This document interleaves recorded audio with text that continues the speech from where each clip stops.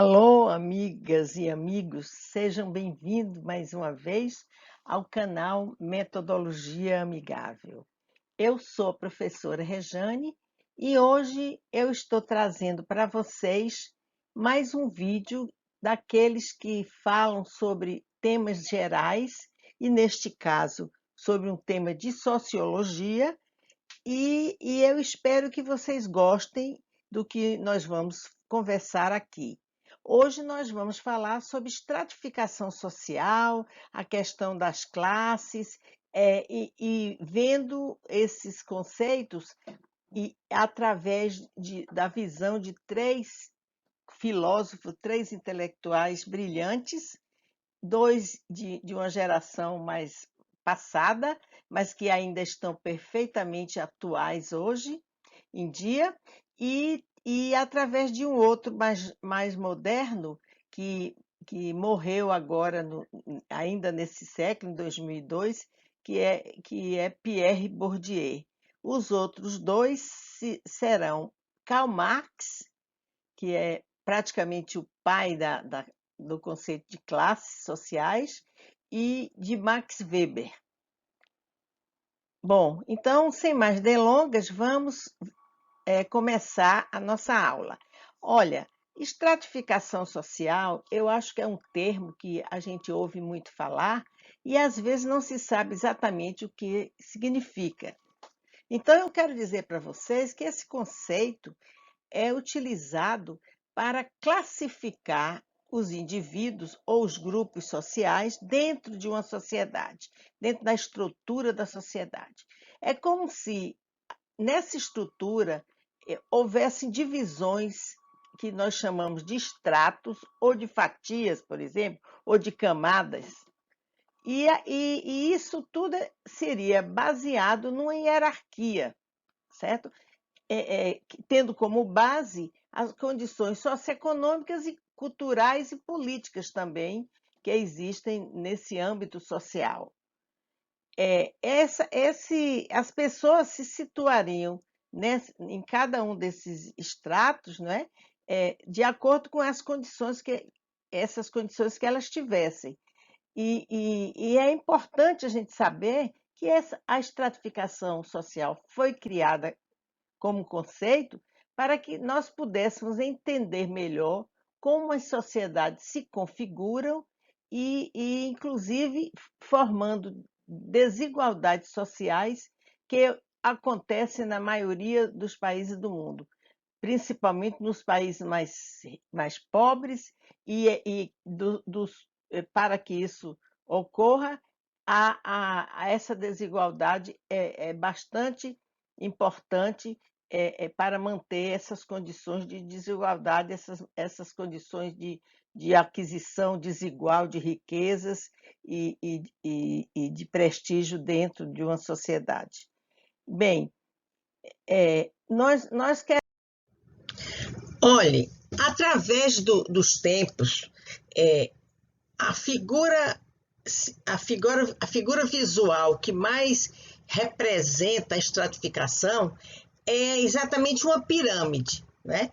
E nós vamos dar uma rápida passada aqui por várias fases da história, mostrando pirâmides representativas de várias sociedades, para que vocês possam ter uma visão mais concreta, mais objetiva desse conceito. Primeiro, nós vamos trazer uma civilização mais antiga, que seria o Egito, né? O Egito antigo, não o atual, mas o Egito antigo. Nessa pirâmide, nós tínhamos o topo dela seria ocupado pelo faraó, não é? Faraó e aqueles nobres que o cercavam. Depois se viriam os sacerdotes, que inclusive são importantes para definir as condições simbólicas, né, de uma sociedade. A nobreza vem em seguida, depois os escribas, que eram representativos dos intelectuais, e seguido depois dos camponeses, que eram servos, pessoas que cultivavam os alimentos, etc., e que eram livres, né?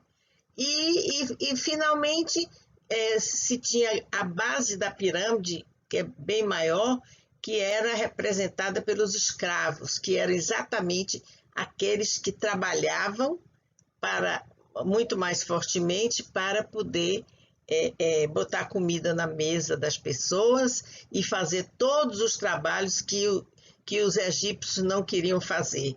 Então, essa era a estrutura da pirâmide do Egito Antigo. Vocês veem que existe uma característica aqui de desigualdade, de oportunidades, de obtenção de riquezas, etc. Bem, depois vamos passar pela Idade Média, onde nós vemos também uma estratificação representada por uma pirâmide, onde existem 3 tipos de classe aqui, 3 camadas, né? O clero, que era super importante, porque representava, vamos dizer, Deus na Terra, e inclusive mandava, tinha o poder político, porque atribuía esse poder diretamente vindo de Deus à nobreza e principalmente ao rei, que era ungido por ele, pelo clero, que representando Deus. O poder era atribuído por Deus, aquela figura que era escolhida, ou aquela família que vinha e se reproduzia por muitos e muitos anos. E finalmente se tinha a grande camada de pessoas que tinham menos posse, que eram exatamente as que plantavam, as que negociavam, né? Que eram camponeses e servos. Os servos diretamente servindo a nobreza e os camponeses que cultivavam as terras, né? Em regime de parceria. Eles plantavam as terras do rei, porque eles não possuíam esse bem, e eles eram pagos com uma parte da colheita. A grande parte do que era produzido via para manutenção do rei. E vemos agora um outro tipo de sociedade, que é exatamente a pirâmide das castas da Índia Antiga, que é bem diferenciada das demais. Na Índia, antigamente, a divisão social era feita, a hierarquia social se estabelecia através do nascimento, não era do poder econômico que alguém tivesse, porque você podia estar numa dessas camadas e você poderia ter terra, se você tivesse dinheiro para comprar, você poderia ser intelectualizado e você poderia ter um certo prestígio, mas você não podia jamais mudar de extrato social, porque o que determinava a sua permanência no Estado, a hierarquia era definida pelo nascimento. Se você nascia Brahmane, que era a camada mais alta dos sacerdotes, você estava acima de todos na sociedade. Se você nascia Kshatriyas, que eram os guerreiros, também você tinha um prestígio social muito grande. Depois seriam os Vaisyas, que seriam os comerciantes, que já teria menos prestígio do que os outros dois, mas ainda era uma casta muito importante.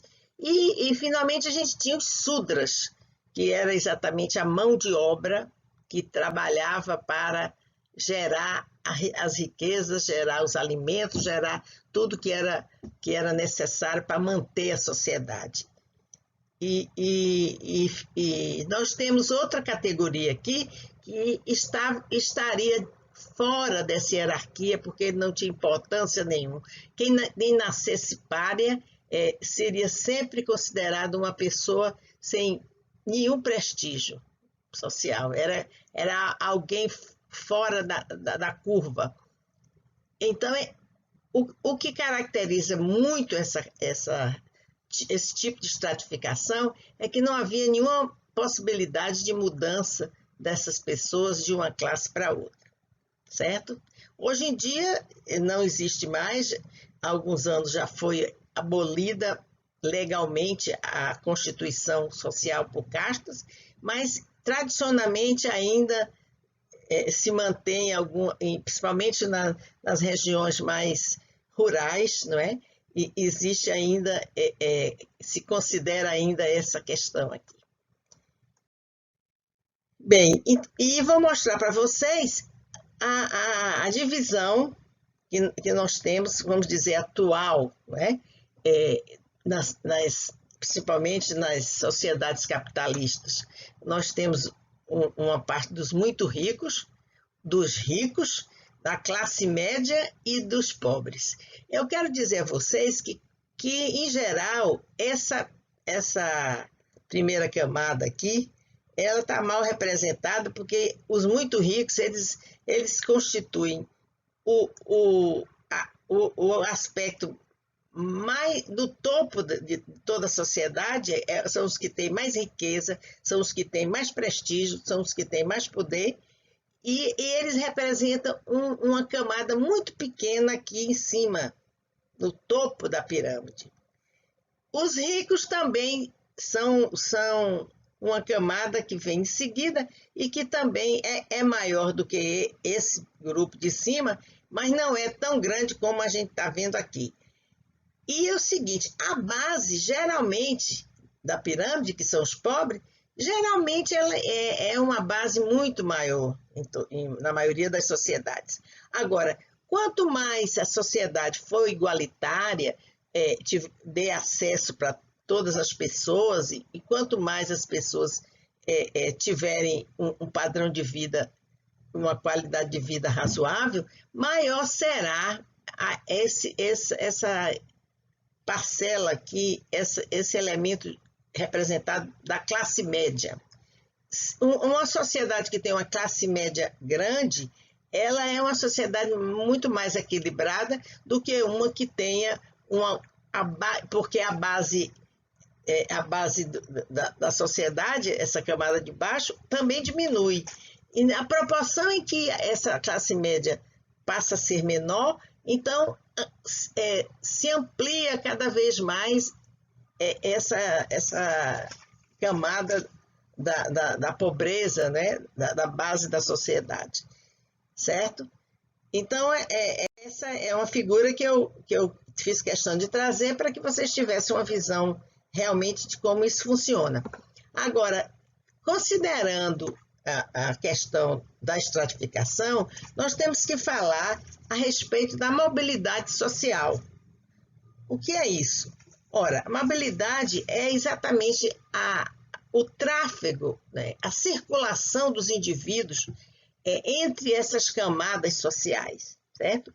Por exemplo, no caso das castas, não existia a possibilidade de mobilidade. A mobilidade era nula, certo? Mas numa sociedade capitalista, onde todos podem ter acesso ao estudo, podem ter acesso ao trabalho, principalmente, né? E conseguem obter bons salários, etc., há a possibilidade da circulação dos indivíduos, não apenas a nível horizontal, que seria exatamente o fluxo de pessoas que se movimentam dentro da sua própria camada, do seu próprio extrato, né? Por exemplo, a classe média, ela circularia dentro da sua própria camada, quando ela, por exemplo, obtivesse um salário maior, obtivesse um título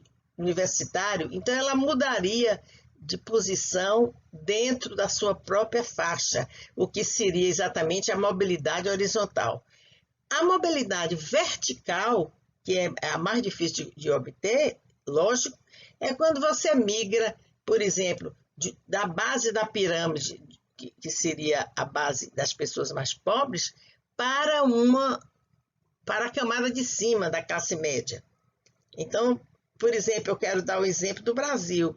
Nos governos do PT, que se voltava muito para melhorar as condições sociais dos indivíduos, mais pobres, centrou-se nisso para criar uma distribuição de renda maior e fazer com que as pessoas tivessem uma certa ascensão social. Então, houve gente que teve essa mobilidade social, que passou a ter sua casa, passou a ter seu carro, a obter bens de consumo que ele jamais teria se não tivesse uma renda maior, né? Uma renda convincente com isso aí.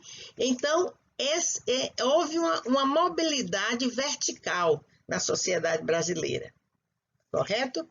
Agora, como é que ocorre, o que é que favorece essa mobilidade?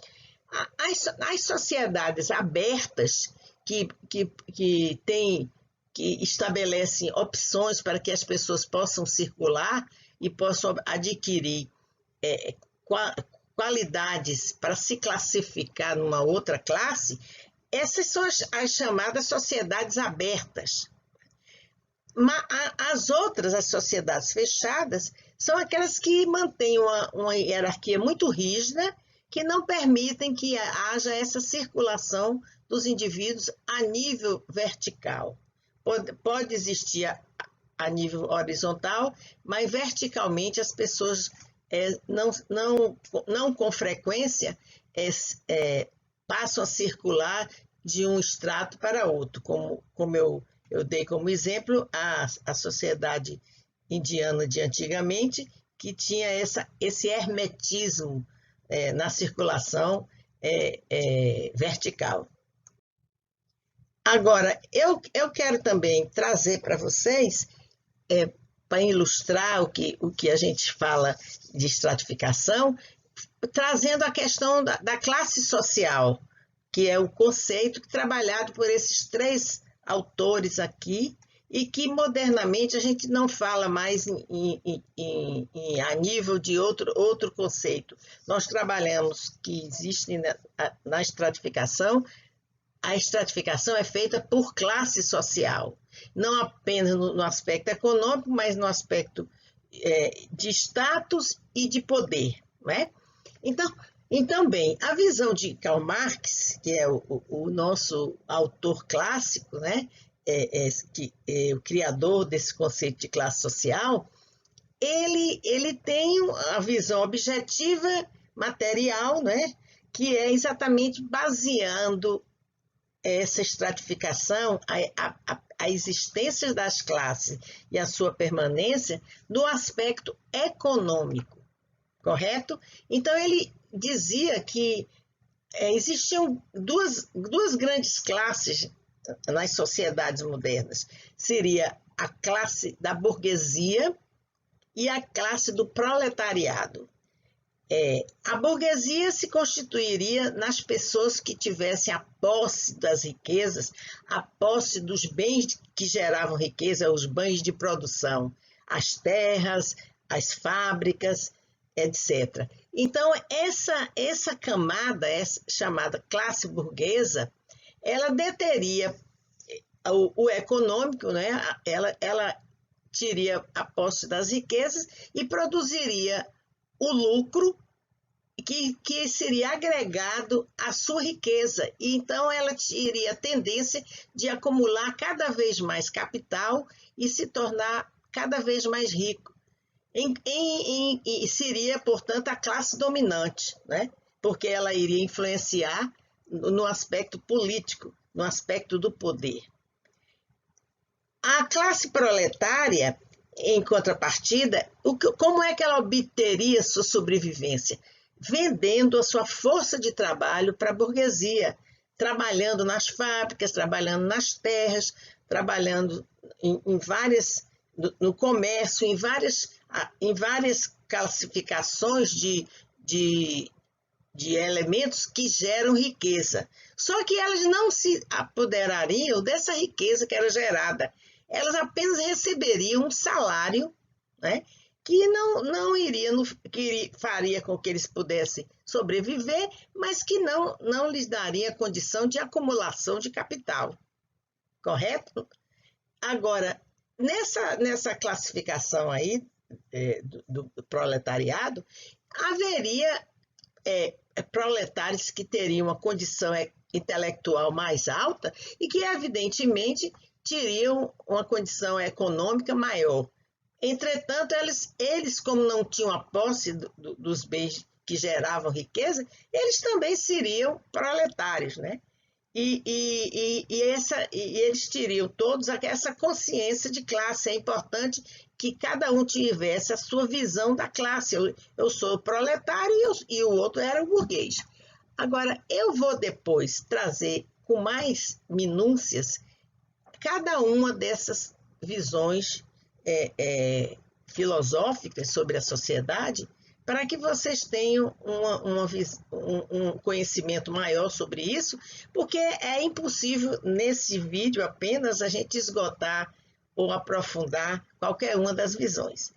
Agora, depois de Marx, nós vimos a visão de Max Weber, que, na verdade, situa a sua noção de classe no status social, no prestígio social, e que daí derivaria o poder. Ele não exclui o aspecto econômico, ele considera que também a posse de bens seria a posse de salários, a posse de bens, daria também um respaldo para que as pessoas tivessem status e poder, mas não seria aquilo determinativo. Para ele, o que determinava era exatamente algo mais imaterial, que seria exatamente o prestígio, né? E o poder. Então, é uma visão mais subjetiva das classes sociais. E Max Weber dizia, se você tem status, se você consegue ter status, não importa se você não tem posse de bens de produção, porque você chegaria a ter dinheiro e chegaria a ter poder. Essa visão é a visão da meritocracia, que diz que cada indivíduo poderá estudar, por exemplo, e tornar-se um intelectual respeitado, ele vai ter status obtido com seus próprios méritos, e ele teria, em contrapartida, obteria riqueza e obteria o poder de decisão e de interferir na sociedade. Por exemplo, um atleta que seria aí a visão do poder atlético, né? Uma pessoa que tem um talento para fazer algo atlético, ele também poderia ganhar altos salários e chegar a ter um prestígio e poder, e também ter um poder dentro da sociedade. Assim também seria um indivíduo que tivesse, por exemplo, um talento artístico, um ator ou um pintor, por exemplo, que também, através da sua arte, ele poderia obter o status social que adviria daí a posse de bens e a sua interferência também social, que seria um aspecto de poder. Agora, a visão de Bourdieu é uma visão muito mais da representação, é uma visão do simbolismo, correto? Se diz que Bourdieu é um marxista que dá importância ao econômico, mas não simplesmente ao econômico. Ele considera que o mais importante para manter você ou fazer com que você esteja numa camada superior de uma estratificação social é exatamente aquilo que se chama capital simbólico, certo? É também um conceito subjetivo e que mostra como as coisas tendem a criar, através do capital simbólico, crenças e mitos que vão sendo introjetadas através da educação na cabeça das pessoas, através dos simbolismos que advêm da mídia, por exemplo, dos livros, e cada indivíduo termina se convencendo de que, na verdade, ele tem o seu sentido de lugar, ele pertence a uma camada social e não pertencerá a outra. Então, o capital simbólico, ele traz essa permanência do indivíduo e a aceitação de que o seu lugar é onde ele está. Na verdade, ele diz muito propriamente, quem bebe champanhe ou pensa diferente de quem bebe uísque ou quem bebe vinho. E eu acrescento, e que também é bem diferente de quem bebe cachaça. Não é? Então, essas diferenças, né, culturais, né, a questão do hábito, que ele também trouxe como conceito, aquilo vai sendo introjetado em cada indivíduo e o faz aceitar como parte do que ele é e parte do que ele representa dentro da estratificação social. E cada um daqueles, não só os que estão nas camadas superiores, como os das camadas inferiores, eles não aspiram a estar lá porque os seus estilos de vida são bastante diferentes. Então, cada um se sentiria fora de espaço e de tempo se lhe fosse permitido estar no extrato do outro. Não só uma pessoa muito rica não se sentiria bem estando próximo ao extrato mais baixo, como um operário que é mais pobre e que tem uma concepção de vida, ele não se sentiria bem circulando numa camada mais alta, porque isso seria um determinante que seria definido pelo capital simbólico que ele receberia, certo? Então, essa é a concepção de Bourdieu e que também será melhor aclarada. Eu gostaria de trazer para vocês esses conceitos, porque Bourdieu ele tem uma profundidade de pensamento sensacional, quase única, mas ele é muito hermético. É preciso que a gente decodifique esses conceitos e vocês todos, eu acredito, algum momento da vida intelectual, vão se deparar com ele, com Bourdieu. E eu gostaria de colaborar trazendo os conceitos, explicando os conceitos, para que vocês tivessem um melhor aproveitamento desse contato intelectual que terão com Bourdieu. Então, amigos, eu agradeço muito vocês estarem aqui e também aqueles todos que permaneceram até o final. Eu acredito que tenham obtido algum conhecimento novo que poderá ajudar vocês em algum momento da vida, né? Afinal de contas, eu estou aqui dando meu tempo, distribuindo o que eu aprendi durante minha vida inteira, no sentido de colaborar com todos, de fazer com que as pessoas também recebam aqueles conhecimentos que eu consegui adquirir.